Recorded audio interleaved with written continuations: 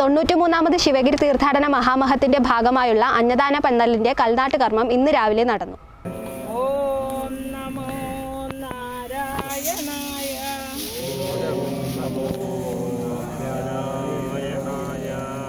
ഓം നമോ നാരായണായ.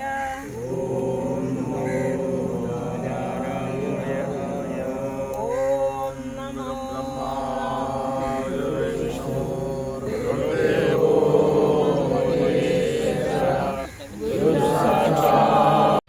93ാമത് ശിവഗിരി തീർത്ഥാടന മഹാമഹത്തിന്റെ ഭാഗമായുള്ള അന്നദാന പന്തലിന്റെ കാൽനാട്ടു കർമ്മം ശ്രീനാരായണ ധർമ്മസംഘം ട്രസ്റ്റ് പ്രസിഡന്റ് സ്വാമി സച്ചിദാനന്ദ സ്വാമി നിർവഹിച്ചു.